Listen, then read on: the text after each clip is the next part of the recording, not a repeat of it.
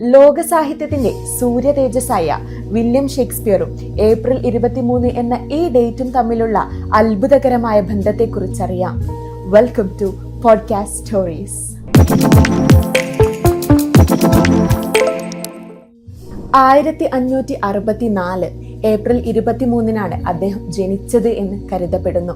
കൗതുകകരമായ കാര്യമെന്തെന്നാൽ അദ്ദേഹത്തിന്റെ 52ാമത്തെ ജന്മദിനത്തിൽ, കൃത്യമായി പറഞ്ഞാൽ 1616 ഏപ്രിൽ 23 അദ്ദേഹം ഈ ലോകത്തോട് വിട പറഞ്ഞത്. ജനനവും മരണവും ഒരേ ദിവസം നടന്നു എന്നത് ലോക സാഹിത്യത്തിന് മറക്കാനാവാത്ത മൂല്യങ്ങൾ നിലനിൽക്കുന്ന സംഭാവനകൾ നൽകിയ അദ്ദേഹത്തിനോടുള്ള കാവ്യനീതിയായി ഇന്നും നിലനിൽക്കുന്നു. ഈ പ്രതിഭയോടുള്ള ആദരസൂചകമായാണ് UNESCO April 23 world book day ആയി ആചരിക്കുന്നത്.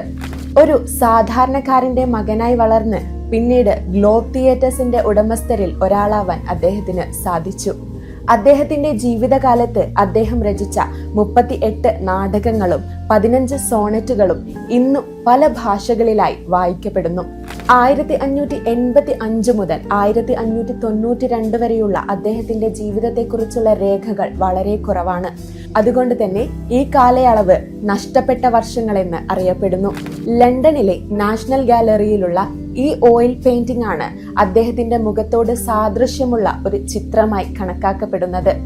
ഈ ചിത്രം ചന്തോസ് പെയിന്റിംഗ് എന്ന പേരിൽ അറിയപ്പെടുന്നു.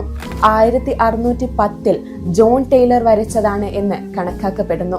നിത്യഹരിത പ്രണയം നാം റോമിയോ ആൻഡ് ജൂലിയറ്റിലൂടെ വായിച്ചു.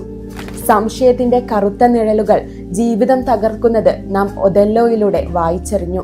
അധികാരത്തിനായുള്ള നെട്ടോട്ടം നാം മാക്ബത്തിൽ കണ്ടു. വഞ്ചനയുടെ പര്യായമായി യെറ്റു ബ്രൂട്ടെ ജൂലിയസ് സീസറിലൂടെ ലോകത്തിന് സുപരിചിതമായി. To be or not to be എന്ന ഹാംലെറ്റിലെ വരികൾ ഇന്നും ഓരോ മനുഷ്യനിലും പ്രതിധ്വനിക്കുന്നു. അങ്ങനെ ഷേക്സ്പിയറിന്റെ കൃതികൾ നമ്മെ വ്യത്യസ്ത ലോകത്തേക്ക് കൊണ്ടുപോകുന്നു. അതെ, വായനയെന്നാൽ നമ്മൾ കാണാത്ത ലോകത്തേക്കുള്ള ഒരു പാസ്പോർട്ടാണ്. ഓരോ പുസ്തകവും ഓരോ ജീവിതമാണ്. ഷേക്സ്പിയർ എന്ന കലാകാരൻ അദ്ദേഹത്തിന്റെ ഓരോ കൃതികളിലൂടെയും നമുക്ക് നൽകിയത് വ്യത്യസ്ത ജന്മങ്ങളാണ്. ഇന്ന് ലോകം പുസ്തക ദിനം ആഘോഷിക്കുമ്പോൾ അത് വെറുമൊരു തീയതിയല്ല, ജനനത്തിനും മരണത്തിനും ഇടയിൽ അക്ഷരങ്ങൾ കൊണ്ട് അമരത്വം സൃഷ്ടിച്ച ഒരു മനുഷ്യനോടുള്ള കടപ്പാടാണ്. അദ്ദേഹത്തിന്റെ തന്നെ ഭാഷയിൽ പറഞ്ഞാൽ, all the world is a stage and all the men and women merely players. അതെ, ആ വേദിയിലെ ഏറ്റവും മനോഹരമായ രംഗങ്ങളിലൊന്ന് പുസ്തകങ്ങൾ ഇന്നും നമുക്ക് തുറന്നു തരുന്നു. എല്ലാവർക്കും ഹാപ്പി വേൾഡ് ബുക്ക് ഡേ.